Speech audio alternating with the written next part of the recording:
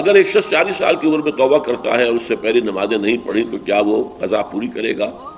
میں اس کی ضرورت محسوس نہیں کرتا۔ جب علماء بتاتے ہیں کہ ہر ایک نماز کے ساتھ اتنی ہی رکعتیں اور پڑھ لی جائیں تاکہ پچھلی قضا میں آپ کر لیں گے، تو میرے نزدیک وہ نوافل میں شمار ہو جائیں گے۔ لیکن یہ ہے کہ توبہ سے قبل کے تمام گناہ اللہ تعالیٰ معاف کر دیتا ہے۔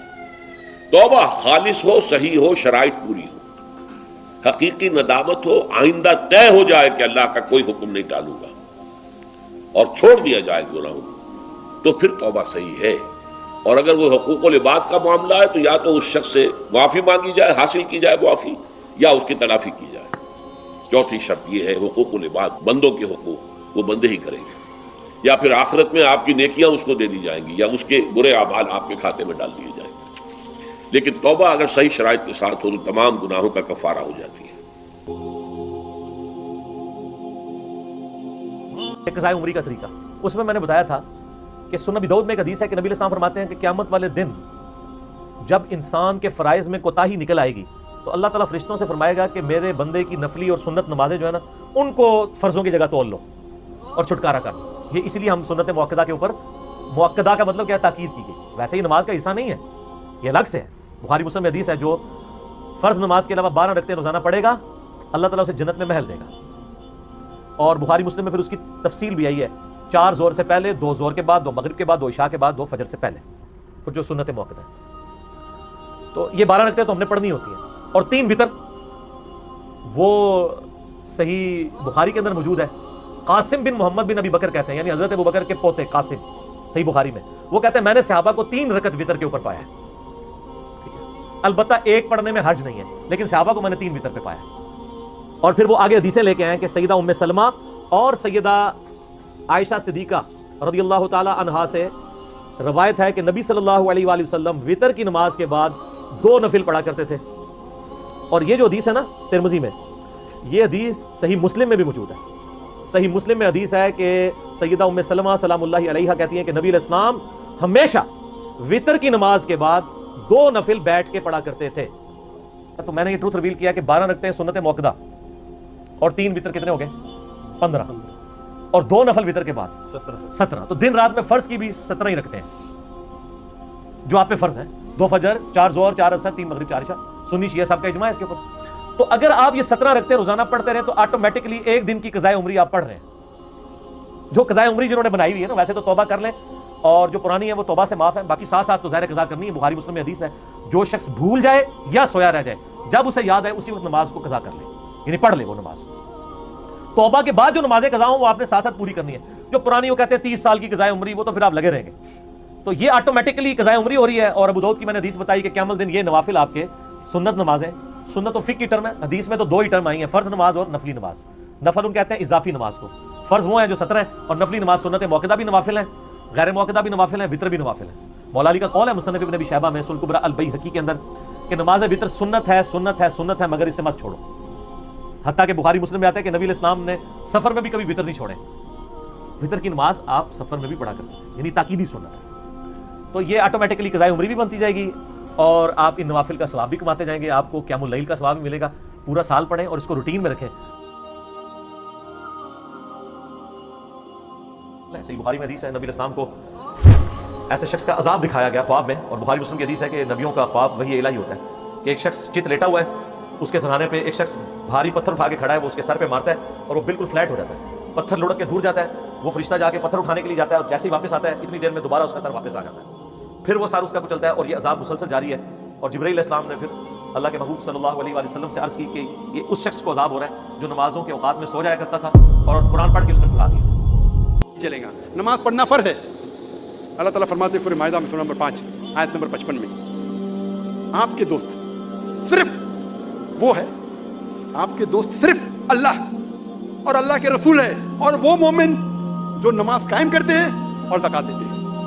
اللہ فرماتے ہیں آپ سے سورہ مائدہ میں سورہ نمبر 5 آیت نمبر 55 میں، آپ کے دوست صرف اللہ، اللہ کے رسول اور وہ مومن ہیں جو نماز قائم کرتے ہیں اور زکات دیتے ہیں۔ جو لوگ نماز نہیں قائم کرتے اور زکات نہیں دیتے وہ آپ کے دوستوں میں سے نہیں ہیں۔ اللہ کے رسول فرماتے ہیں صحیح حدیث میں سنن ابو داؤد کی جلد نمبر 1 چیپٹر نمبر हदीस नंबर 836। अल्लाह के रसूल फरमाते हैं कि क़यामत के दिन सबसे पहला हिसाब जो लिया जाएगा वो सलाह के बारे में। सबसे पहला हिसाब किताब जो होगा क़यामत के दिन पे वो है सलाह के बारे में। अल्लाह के रसूल फरमाते हैं सही मुस्लिम में जिल्द नंबर 1 किताबुल ईमान चैप्टर नंबर 36 हदीस नंबर 146 146। अल्लाह के रसूल फरमाते हैं कि मोमिन और काफिर के दरमियान, ईमान और कुफ्र के दरमियान जो फर्क है वो सलाह है। में सलाह फर्क है मोमिन और काफिर के दरमियान। ये पैगाम फिर से दोहराया गया है एक सही हदीस में सुनन अबू दाऊद जिल्द नंबर 3 किताब सुन्ना चैप्टर नंबर 1691 हदीस नंबर 4661 4661। अल्लाह के रसूल फरमाते कि काफिर और मोमिन के दरमियान फर्क है सलाह। इसका मतलब वो कि अल्लाह के रसूल कह रहे हैं जो इंसान सलाह नहीं कायम करता, नमाज नहीं पढ़ता, वो काफिर जैसा है। और अल्लाह ताला फरमाते सूरह मुदस्सिर में सूरा नंबर 74 आयत नंबर 41 से 43 में कि जो गुनहगार दोज़ख में डाले जाएंगे और उनसे पूछा जाएगा आप क्यों दोज़ख में हैं, तो वो कहेंगे हम सलाह पढ़ने वालों में से नहीं थे। इब्राहिम अलैहिस्सलाम दुआ करते हैं सूरह इब्राहिम में सूरा नंबर 14 आयत नंबर 40 में, ए मेरे रब मुझे सलाह कायम करने वाला बना और मेरे बच्चों को भी सलाह कायम करने वाला बना। कुरान मजीद में दुआ है सूरह बकरा में सूरा नंबर 2 आयत नंबर 101 में, रब्बना आतीना फिद दुनिया हसनतों व फिल आखिरती हसनतों के अज़ाबिन नार। ए रब हमें अच्छी चीज दे, हमें कामयाबी दे इस दुनिया में और आखिरत में, और हमें दोज़ख की आग से बचा। तकरीर खत्म करने के पहले और कुरान की आयत तिलावत करने के पहले मैं फिर से एक शायरी कहूँ। मेरी जिंदगी का मकसद है तेरी दी की सरफराजी। मेरी जिंदगी का मकसद है तेरे दी की सरफराजी। मैं इसीलिए मुसलमान, मैं इसीलिए नमाजी। लेकिन फिर भी इस आयत के मुकाबले में शायरी फीकी है। अल्लाह ताला फरमाते हैं सूरह अनाम में सूरह नंबर 6 आयत नंबर 162 और 163 में, कुल इन्ना सलाती व नुसुकी व महयाया व ममाती लिल्लाहि रब्बिल आलमीन व बिज़ालिका उमिरतु व अना अव्वलुल मुस्लिमीन।